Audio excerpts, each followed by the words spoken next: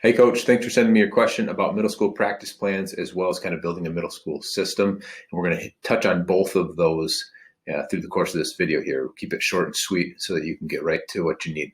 But the first thing is inside the coaching lab, if we go over to the library, I want to show you where two practice plans are, the ones that I use the most. They're not filled in already.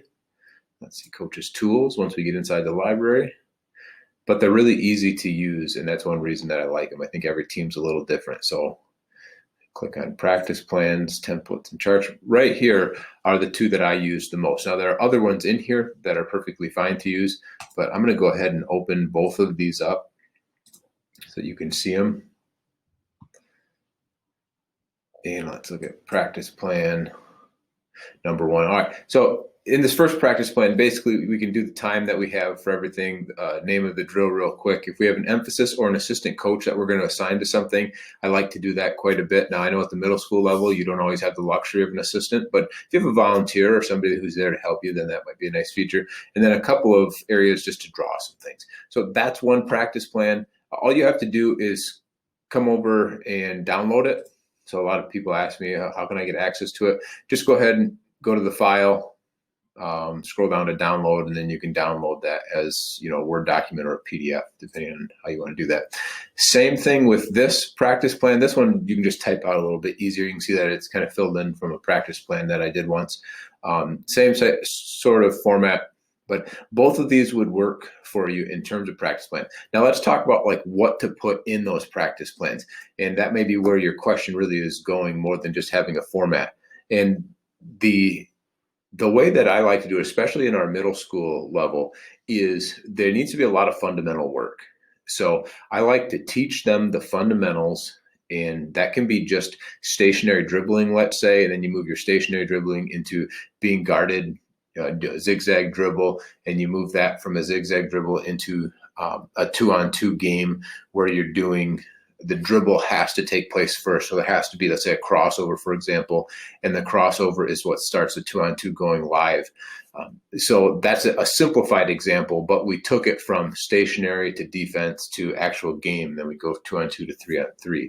And I think that's a very good way of doing it. Now, if you're in a system where the varsity coach is kind of giving you some directives, then you look at what's important to them first, and you try to, how can we teach those skills in the most basic form first and then build upon those. But I never think at the middle school level you completely get away from just the actual repetitive motion of doing the skills. I know sometimes kids will think they're bored, but even when you get to the highest levels, coaching in college and even the professionals, is they continue to go back to the fundamentals, and continue to refine those over and over again. And as a middle school coach, you're just starting to begin that process for these kids. So making sure that whatever skill, let's talk offense real quick. We want to run the motion offense. So we need to start off with the real basics of having them know what that means. We're going to pass and then we're going to cut through, or we're going to pass and then we're going to screen away. Well, then we need to devise maybe a 2-on-2 or a 3-on-3 look where after that pass, they're automatically going and doing that one fundamental skill. That sort of building blocks is what's going to teach them the overall game. Now, it may not always equal wins at this point. I know we want to win, but in our system, I tell the coaches that your evaluation has nothing to do with your ability to win. It has to do with the ability to teach the game the way that we want it to be played at the varsity level. So they teach the very basic layers of our offense and our defense, and each year we build upon those. So now I'm starting to get in a little bit to how do we build a system or a program at the middle school level. Now, before I go any further, I do want to stop just for a second because I want to show you one other thing I think that will really help you with your practice planning. If we go back into the library, and this time I'm going to go down to individual and team drills. So as you're like trying to think of new ways to get these kids to learn concepts and get them to learn new skills, right hand, left hand dribbling, shooting different from different areas. If you just scroll down right here to the CMD small-sided game. So it's right towards the top there.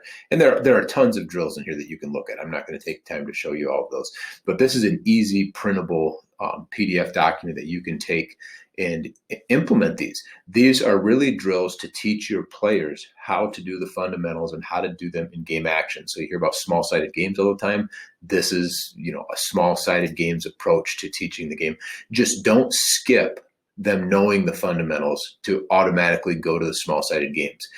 Teach the fundamentals first and then get to the small-sided games. As your season goes on, your fundamental window, the time may go less and less, and the small-sided game time might get bigger and bigger. That's totally fine. But if you start with a huge chunk of small-sided games and a really small bit of instruction for fundamentals or repetitive drills, then I think you'll have it'll be harder to reteach some bad habits or to get rid of those bad habits, if that made sense. But once we're inside here, you can see that there are lots of drills. I think there are 30 drills in here that have to do. There's dribbling drills, different small-sided games, one-on-one games. Yeah, let's keep going here.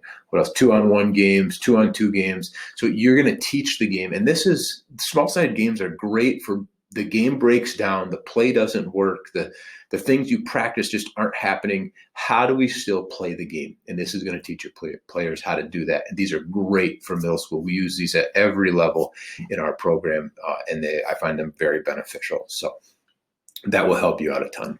Okay, let's talk a little bit, and I'm going to move this up here. Let's talk a little bit about building a system.